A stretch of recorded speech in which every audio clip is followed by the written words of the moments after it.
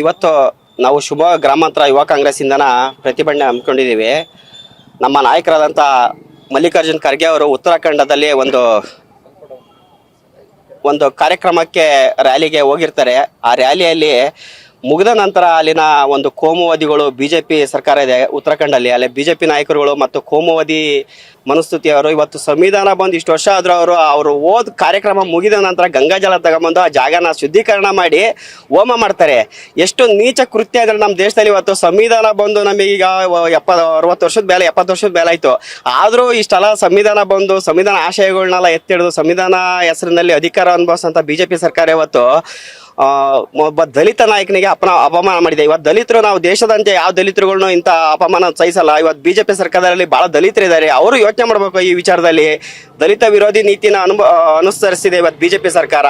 ಇಂಥ ನೀತಿಗಳನ್ನ ಅನುಸರಿಸಿದ್ರು ಬಿಜೆಪಿ ಪರ ನಮ್ಮ ದಲಿತ ನಾಯಕರುಗಳಾಗಿರ್ಬೋದು, ದಲಿತ ಇದಾಗಿರ್ಬೋದು. ಇವತ್ತು ದಲಿತರು ತುಳಿತಿದ್ದಾರೆ, ನೆಕ್ಸ್ಟ್ ಅಲ್ಪಸಂಖ್ಯಾತರು ಆಲ್ರೆಡಿ ತುಳಿದಿದ್ದಾರೆ.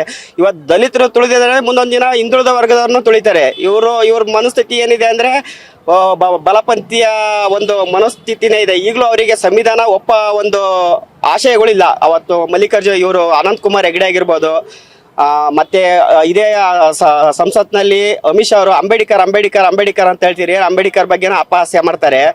ಇವತ್ತು ಏನಾಗಿದೆ ಅಂದರೆ ನಮ್ಮ ದಲಿತ ಸಮುದಾಯಗಳನ್ನೇ ತುಳಿಯೋ ಒಂದು ಕೆಲಸವನ್ನ ಈ ಕೇಂದ್ರ ಸರ್ಕಾರ ಮಾಡ್ತಾ ಇದೆ. ಬಿಜೆಪಿ ಸರ್ಕಾರ ಯಾವುದೇ ರಾಜ್ಯದಲ್ಲಿ ಇರಲಿ, ಬಿಜೆಪಿ ಸರ್ಕಾರ ಇವತ್ತು ದಲಿತರ ನಾಯಕರುಗಳಿಗೆ ಸರಿಯಾದ ಸೂಕ್ತ ಸ್ಥಾನಮಾನಗಳಾಗಿರ್ಬೋದು, ಯಾವುದೇ ಅವ್ರನ್ನ ಏನಪ್ಪ ರಾಜಕೀಯಕ್ಕಾಗಿ ಬಳಸ್ಕೊಳ್ತಿದ್ದಾರೆ. ರಾಜಕೀಯ ಬಿಟ್ಟು ಬೇರೆ ಯಾವುದೇ ವಿಚಾರದಲ್ಲಿ ಅವ್ರನ್ನ ಮೇಲೆತ್ತುವಂಥ ಕೆಲಸ ಮಾಡ್ತಾ ಇಲ್ಲ. ಇವತ್ತು ಈ ಸಂವಿಧಾನ ಬಂದು ಇಷ್ಟು ವರ್ಷ ಆದ್ರೂ ಆ ಸಂವಿಧಾನದ ಆಶಯಗಳನ್ನ ಎಲ್ಲ ಅಧಿಕಾರಿಗಳನ್ನ ಇವತ್ತು ಟೀಮರ್ ಅಂತ ವ್ಯಕ್ತಿ ಇವತ್ತು ಸಂವಿಧಾನ ಆಶಯಗಳ ಮೂಲಕ ಪ್ರಧಾನಿಯಾಗಿದ್ದಾರೆ. ಆ ಪ್ರಧಾನಿ ಹುದ್ದೆಗೆ ಏರಿದ್ರು ಇವತ್ತು ಆ ಟೀಮರ ವ್ಯಕ್ತಿ. ಆದರೂ ದಲಿತ ವಿರೋಧಿ ನೀತಿನ ಅವತ್ತು ಉತ್ತರಾಖಂಡಲ್ಲಿ ಮಲ್ಲಿಕಾರ್ಜುನ್ ಖರ್ಗೆ ಬಹಳ ಅಪಮಾನ ಮಾಡಿದ್ದಾರೆ. ಈ ವಿಚಾರದಲ್ಲಿ ಇಡೀ ದೇಶದಂತ ದಲಿತರು ಎಚ್ಚೆತ್ಕೊಳ್ಬೇಕು. ಮುಂದಿನ ದಿನಗಳಲ್ಲಿ ಬಿಜೆಪಿಗೆ ತಕ್ಕ ಪಾಠ ಕಲಿಸ್ಬೇಕು. ಯಾಕಂದ್ರೆ ಇವತ್ತು ನಾವು ಸಂವಿಧಾನನೇ ಒಪ್ಪಲ್ಲ ಅಂದ್ರೆ ಅವರು ಯಾವ್ದು ಒಪ್ತಾರೆ? ಅವ್ರು ಇನ್ನೂ ಮನುಸ್ಮೃತಿಯಲ್ಲೇ ಇದ್ದಾರೆ.